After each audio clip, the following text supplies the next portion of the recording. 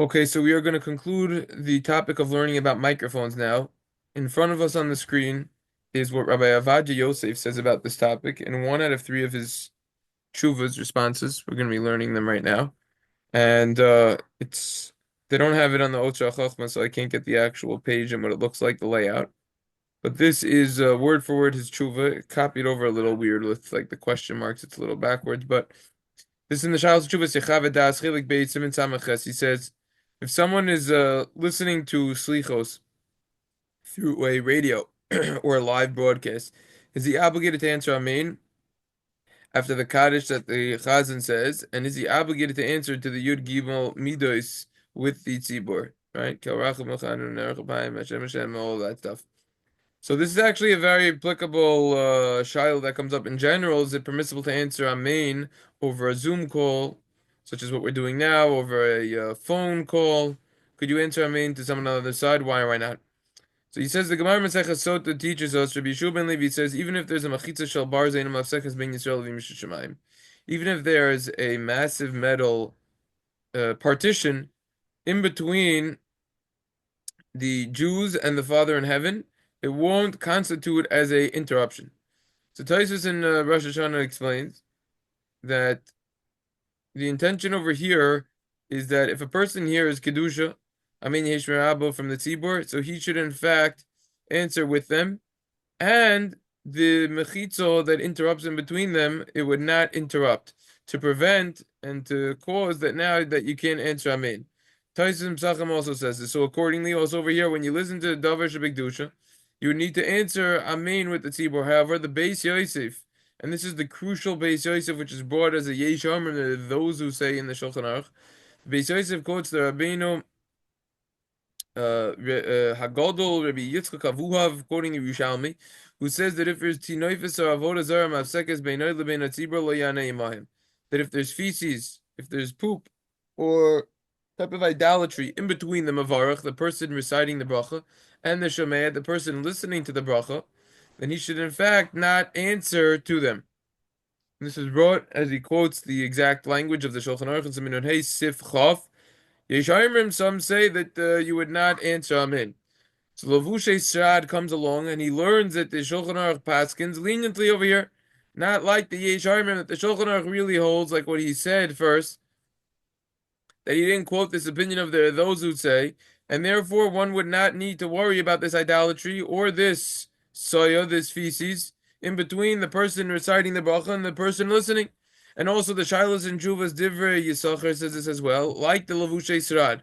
The Mishnah Brura and Sifkot and Samach Beis go into this. However, it's not so clear that he holds this way, because the according to the Kaf Achaim Rabbi Yaakov Sofer in Sifkot and Sadi Hey over there in Simin Nun Hey, the Kaf Achaim hold that the Shulchan Aruch actually holds like this sheet of the Yeshaimim. Again, this opinion of those who say that the Shulchan Aruch quotes that what that this would in fact constitute as an interruption if there would be soa or avodah zarah, the feces or the idolatry, in between the person reciting the bracha and the person listening to the bracha.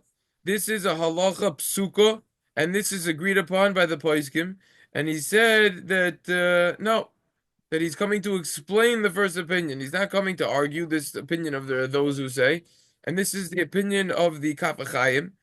Also, Rabbi Chaim Al-Azar Shapiro from Munkach, the Munkach Rebbe, in the Shiles and Shuvas Minchas Al-Azar and Chelik Beis, originally wanted to say that the opinion is that the opinion of the Yesh Oimrim, there are those who say, is not like the first opinion, and therefore the halacha is kistam, like the first opinion, who said that what, who said that it would be okay, even if there's an interruption between the person making the bracha and the listener of the feces or the idolatry. And also the Pri Megadim, based on what he writes about in his klalim, in his general rules to Torah, Isser V'Heter. So he says in the beginning of your day, in this situation, no. The opinion of those that say is not coming to argue, rather it's coming to explain the first opinion. And therefore that would be the halacha, and it would be a problem. Accordingly, someone who listens to a bracha from his friend through a telephone should not answer Amen, because it's assumed that in between the person who is on one end of the call, and the other person there is going to be feces or idolatry that it's going to interrupt. So too in our case as well. One should not answer Kaddish and Yud Gimel Midos Slichos on the phone. However, the opinion of the Vilna Gaon and the Sefer Meiser of is that if a person hears Kaddish and Kedusha or Amen from one house to another, he could answer. Even if there is the feces or the idolatry in between, since he doesn't see it. Also, the Shalish Yeshuva Shar Shlomo says this as well as Munkach also, it seems like, in another place, seems to see a little opposite, that no, to the telephone you would answer. Now he says, really, you'll say the voice that you're hearing on the other end of the line isn't the natural voice, so to say. It is the voice that got changed through the electrical flow and current, using as an interim the membrane of the microphone or the device which is recording it, and it comes out as a different sound. And don't compare this to listening to a type of recording where you would not answer Amen. That's what Rav Chaim of Berlin says in a Shalos Tshuvas Orle Aaron. That's the Shalos Tshuvas Priya Sada says. However, the difference is as follows. Over there, when you listen to a recording, the voice stopped. It's recorded. It's done. It's not in this world anymore. So therefore, certainly you wouldn't answer. Amen. It's like nothing. However, if you're listening to it on a live stream, on a Zoom, on a phone, no, it's at that moment, so to say, that it's happening. Therefore, it would be permissible to respond. Amen. This would be similar to the Gemara in Sukkah and Nunhei that talks about the people of Alexandria in Mitzrayim, that there was a big congregation over there, and they all were unable to listen to the Chazan, to the brachos. So they would wave the flags in order to know what bracha they're holding at and that they could answer. So Tosfos over there explains it's not considered an amen yasoma, answering amen, an orphaned amen that you don't know what you're answering amen to, since they knew which bracha the Chazan was at. It's just that they didn't hear it. So therefore, it wasn't considered an orphaned amen. So the same would apply over here. Someone who hears Kaddish and he knows what he's answering to, he could answer. So he could answer over the phone. Rabbi Yaakov Moshe Tolidano in Shalos and Chubas Yama Gadol writes that no, you could differentiate between a recording, which you're not currently answering amen because it already stopped, like we just saw. It's only like an imitation, he says. If you the voice on a recording, it's like an imitation, and it's like a monkey. Funny language. And that's what the Gemara in Baba Metzia and Nun Tes means when it says "Ei mashkicha and baskol." We don't pay attention to a heavenly voice, so to say. So the difference between that and listening to something live on a live stream, on a Zoom call, on a telephone, on a microphone, in which you would need to answer. The distance of the place in between the person making the bracha and answering would not hold you back.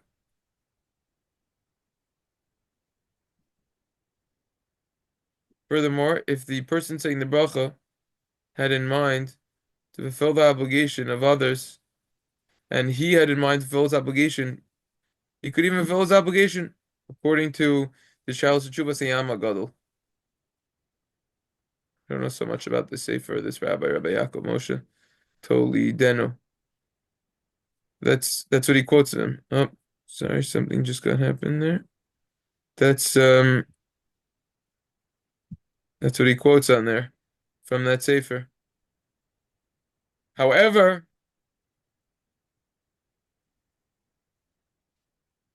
there's also a sefer Halacha LaMoshe who writes, you hear Kiddush from your friend on Shabbos and Yontif through a type of electronical situation, through a timer on a clock. I guess that's the case of how you could also hear shofar that way. This is even though you're certainly not allowed to do that, lechachila, you would technically speaking fulfill your obligation according to him.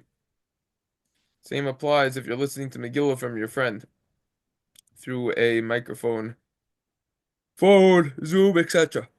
However, excuse me. However, it seems like you would not fulfill your obligation.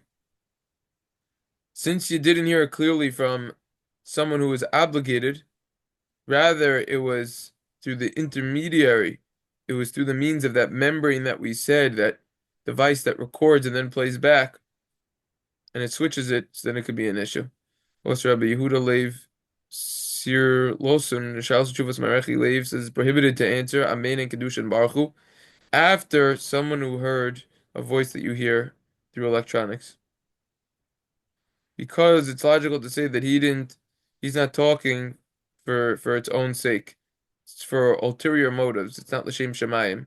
So that people would hear his voice. Ram Sachem talks about if you're trying to bring honor to yourself and you're desecrating Kodshi Shamayim. The Gemara in Sanhedrin says you're going to read a pasuk from Shir Hashirim and just do it like a song, so to say. It's not good.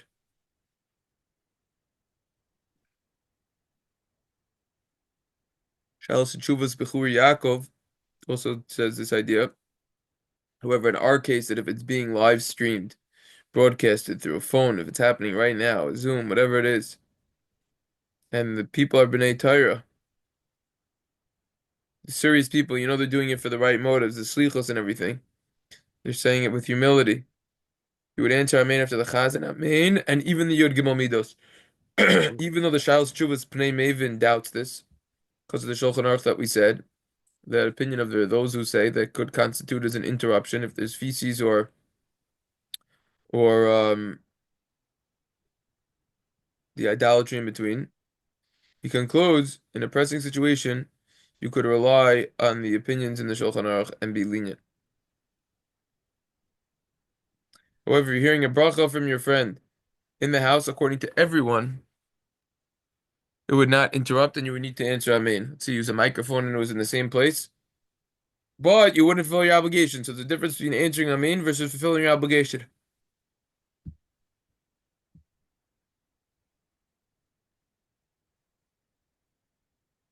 So you see that distinction over here, since you didn't hear it from someone who's obligated, so to say, that we could say Shemei Ka'ona. And then he quotes at the end, that's what Rav Shlomo Zalman Auerbach says. So he says in conclusion of this whole tshuva, if you would listen to Slichos and the Yud Gimel Midas Rachamim through the radio, broadcast, live stream, uh, phone, microphone, so you would in fact answer Amen and the Yud Gimel Midas. We However, if you listen to Kiddush or Mikra Megillah, you listen to Megillah through the radio, through a live stream, microphone, uh, Zoom, you would not fulfill your obligation. You have to hear it from someone who's obligated and not through something else. So this is important tshuva that, you know, next time you make maybe next time you should think twice when you're on the phone and you're making a bracha out loud, so the person on the other end could answer Amen. It's really not so simple to answer Amen or not. It really is not. Seems like general halach would be you would answer Amen. But Rav Avad is coming out that you would. He is coming out that you would. But remember, right? You were here the whole time. You were here for this whole tshuva. We saw all those shitas based on the Shulchan Aruch, the Beis Yosef, the Yesh Omrim, different ways of explaining that. Pri Megadim's way, Kaf HaChaim's way. We saw all that. So there are definitely other poskim to contend with. It's a Yesh Omrim in the Shulchan Aruch, and it's not so pashtin. No, 100%, 100%. I'm just saying that he definitely Svardim, I guess, could. We can't, I guess. Why? What would be the difference between Ashkenaz and Sfard? I don't know. Didn't we see the more Ashkenazim paskin that I don't know what? about that. I don't know about that necessarily. I Um, thought they didn't consider it a voice, so I don't that know. they wouldn't. I mean, there's two shilos over here. Number one, you have the problem of the feces and the idolatry. And then number two, you have the issue of is it a different voice or not, right? So, question is in an Amen Yisaimer or an Amen Levatala? The orphaned Amen or the Amen in vain? So, it seems like at the end of the day, the general halacha would be that you would answer Amen. We're going to see Rav Shlomo Zalman Auerbach's tshuva. He's also going to mention this, but that you would answer. However, This is certainly something to contend with. And point being, right? If we just want to, if we just want to recap that, right? You look at these lines. This is the who's who says it, right? But later on, he quoted others, right? So there's a lot of opinions on both sides. We know how he came out, but what I'm trying to say is that you should think twice before you say a bracha out loud on the phone or Zoom, so that other people could potentially answer Amen on the other line, because you're getting into a major shiloh over here if you should do it. That's why I don't know if you ever noticed, but in all of the years that we've been doing this together, have you ever seen me once really say a bracha out loud when someone's on the other line? Maybe a couple times. You can't, right? I always try to do it not out loud. I mean, sometimes I have, because if I'll do it out loud and people are there to answer, but sometimes I have to. But if I'm ever on a one-on-one call, ever, like with the chavrusa or something, I never say the bracha out loud because of this. Yes, Because of this, it's it's getting someone sitting in into the middle. shiloh. Right? If I'm there, there's someone else there, and now he's gonna get the opportunity to answer. I mean, I'll do it out loud. The other person who's not there, that's his fault that he's not there. Right? Whatever it is. But if it's just through a Zoom or a phone call, I'll never say bracha out loud because of this. Questions, comments. Let's go to the second tshuva. It's shorter. Oh, that background on the computer is the background right behind me. Okay, let's go to the second tshuva, which is much. We just did this tshuva, or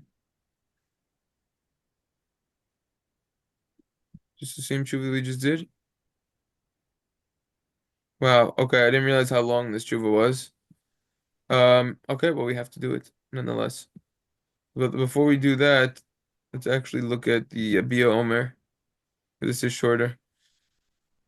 The Rav Avadia Yosef has a lengthy tshuva over here in the Shiloh's tshuva Bia Omer Chelik Al For Chaim Siman Yud Tes, where he discusses at length microphones. If you want to go through the whole tshuva, at the physical svarim also, I could lend them to you, or I could just email this to you. But he's talking about over here microphones and electricity, and he says that he consulted with the experts and about how it changes. It's a different voice that we're learning, but he says that there's a problem of when you use a microphone on Shabbos, mavir and mechava. That lighting a fire, but also extinguishing. We already touched on the mavir business, the lighting the fire. And he says, I found in the Shalosh Chuvas Eitzi Halavanon, he was talking about telephones. He says that when you talk on the phone, you are causing now different like sound waves and everything, and that could cause type of fire particles. Ziki Eish Hamitzroisisim Kebezek. It's almost like a lightning rod or something. And Sparks. sparks, yeah. And Megilah is considered Havar. Consequently, it's called burning on Shabbos, it should be prohibited. Whether on Shabbos or Yom Tov, be an issue, you're creating a new fire. Microphone also has a problem of Mavir Machava, igniting, lighting, and extinguishing. Also a phone. And therefore, that's why you're not allowed to use a phone on Shabbos. So it comes out, because it's considered like you're making a fire. Good question. So it comes out accordingly that a chazan and someone else who's using a microphone, he is violating the prohibition of making a fire on Shabbos. And it's prohibited, therefore, consequently, to even answer Amen, Kaddish, and Kedusha after him. The rest of this tshuva, and the majority of the real estate of this tshuva, is dealing with microphones on Shabbos. However, at the end, he talks about Megillah. And he says the Achronim, they have a lot of length. Shh, girls. And the Achronim, they have a lot of discussion if you could fulfill your obligation with laning the Megillah or listening to Shofar through the radio or the phone, as we know we've been learning about. So he says that that's why you should get rid of the microphone for the Megillah. Because even during the week you should get rid of a microphone. It could very well be that you wouldn't fulfill your obligation of davening, answering, Kaddish and Kedusha. And so too regarding the Megillah, that you would not be able to fulfill your obligation if you would hear the Megillah through the microphone or any electrical instrument, and but he says Sarichin, and then he says at the end regarding those people, it's difficult for them to listen, and they put in their ears a machina chashmalis, which in English we call a hearing aid, which gathers the voice, collects the voice, and then through that they are able to hear it. Hold on one sec. Ima, if all the Ima, why are all the girls in here? Every single one of them. Who are you watching in there? All three are in here.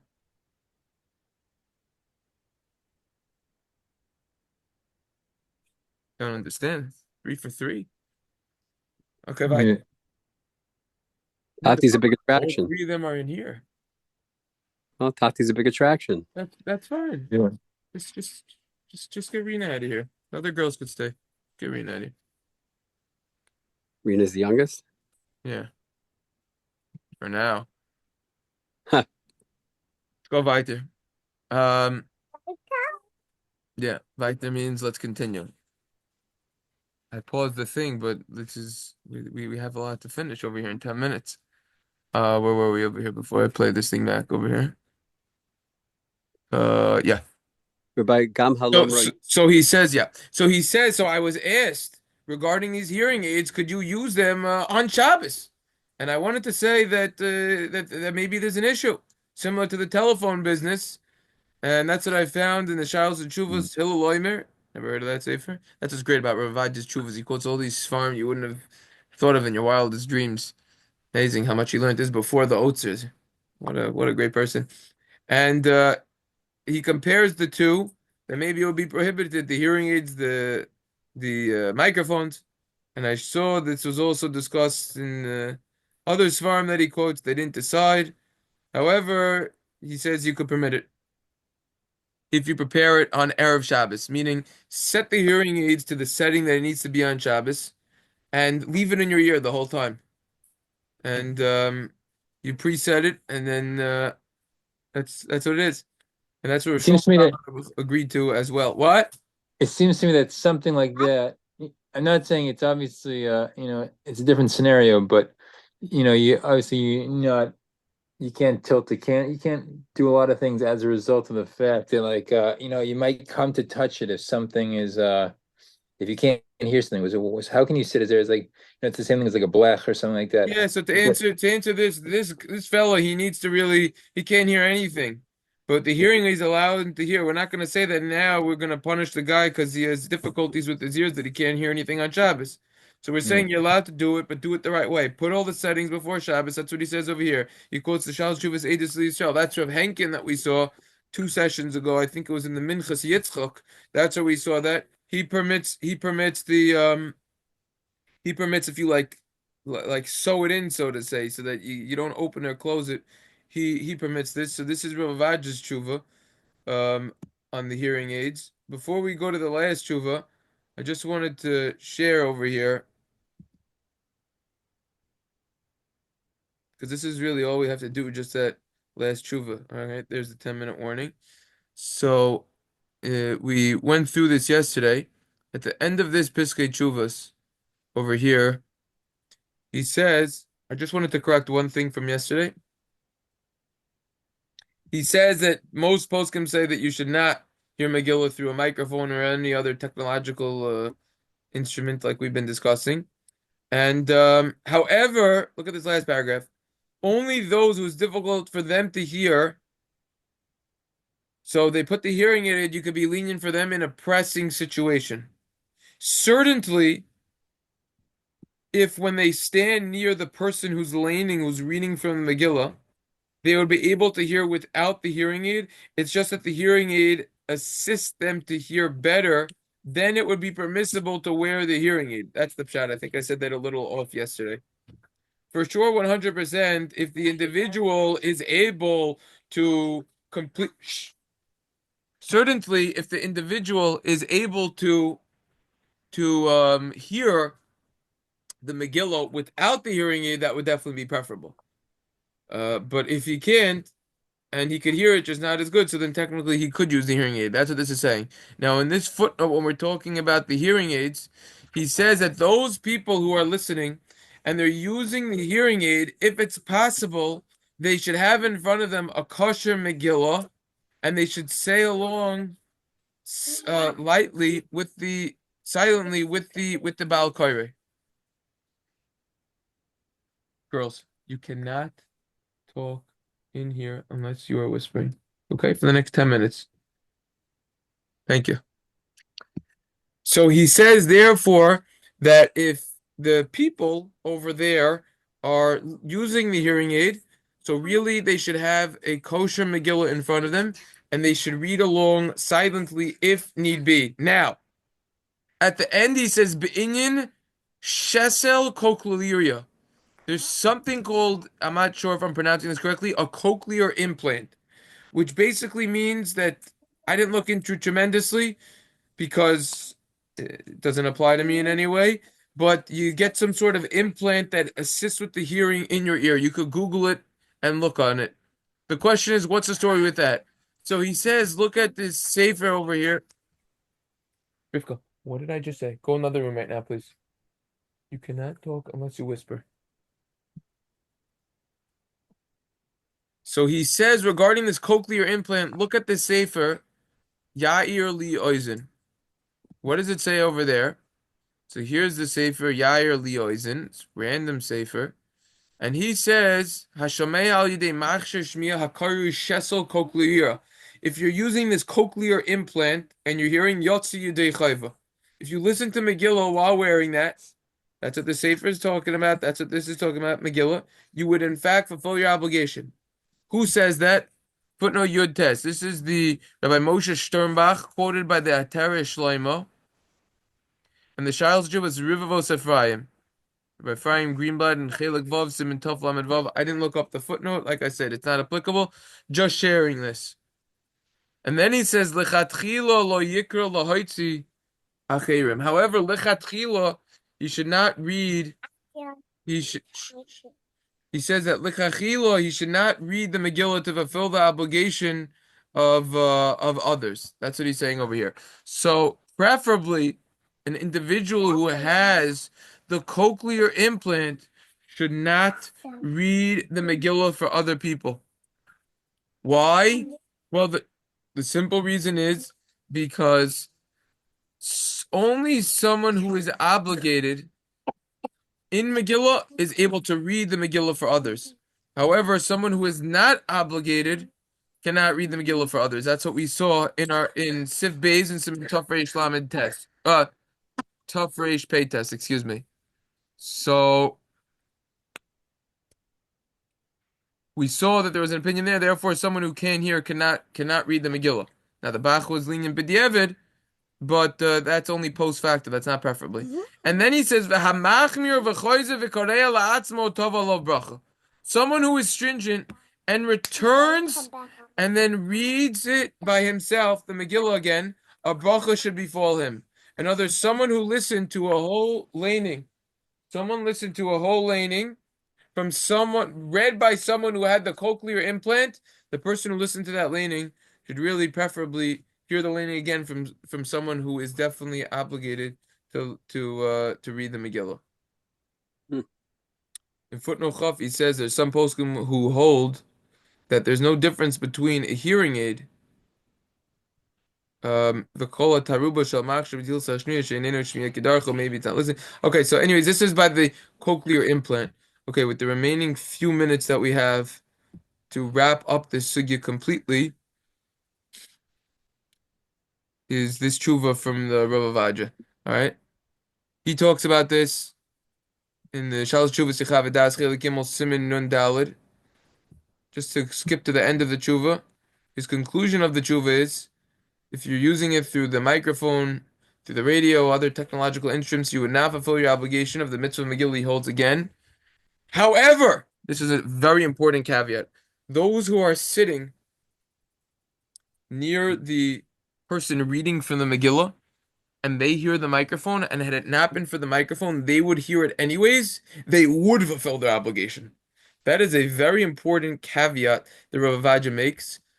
We're definitely not putting another recording on this, and we're gonna get kicked out in 3 minutes and 30 seconds. So just to clarify his summary of this entire sugya, Oh, is there a timer on the screen? yeah, there is on my Oh, screen. It's screen shared. You can probably look on the bottom. So just to clarify this entire sugya is that it is not preferable to by the way, we're not gonna have time to go through this tshuva. We just ran out of time. We started late today. But just to summarize the entire sugya in 3 minutes, is that if you have over here a situation of someone who's going to be using a microphone, a telephone, Zoom, a live stream of some sort, whatever it is. So, so in that situation, it seems like most hold that you would not fulfill your obligation. Maybe we should have more session because we didn't even learn the Mincha Shlomo. Maybe we should have more session, one more session on this. But we'll say this anyways. Most seem to say because you would not fulfill your obligation. You would not fulfill your obligation of Megillah or anything. We learned about the hearing aids. Is that they would technically work. We learned about the different possibilities in that. There's no other option with the hearing aids if it's possible. Probably should take them off if you can't hear it. We learned about those. We learned about Hilchos Shabbos, about microphone, about all of these technological, using them on Shabbos, the microphones, everything, and that it's a problem of burning, also extinguishing. Every single time you speak, you're violating another positive mitzvah. And we also spoke about the important topic of answering Amen or anything on a phone call in general or anything. And we said it was a big shaila. General halacha is you would. It's a big discussion. And we learned about that. And then we learned about why. Because either you could have the feces or the idolatry in between, or the voice is just a totally different voice. So that's basically a sum up of the first three sessions. Now that I realize, I just remembered in the back of my mind, not only did we not do this tshuva, shouldn't take more than 10 minutes, but the Mincha Shlomo we should go through. So what we're gonna do is have one more session on this, Amir Hashem, and then we will start Hilchos Pesach. That's what we will do. And I guess the session will be very lishma because it will be after Purim. We'll be learning about this. But the truth is that as you know by now, this doesn't just apply Purim. This applies anytime a person uses a phone or a microphone or Zoom and what to do. And these are very important because this is bringing Torah to real contemporary life because we have these technologies and we have to figure out how to deal with them. Any questions, comments? Nope. Okay. sure. So Amir Hashem, next time we will be mamshich. Everyone should have a meaningful fast and a freilich Purim. Maybe. Thank you. All right, Mm. shkach. Was there? All right. Well, I'm gonna call. Sure. I'm gonna call. Can I call? I'm gonna call. We're gonna get I kicked guess out. I'm going. All right. Bye. You don't need to call, but we're gonna get kicked out. Whatever.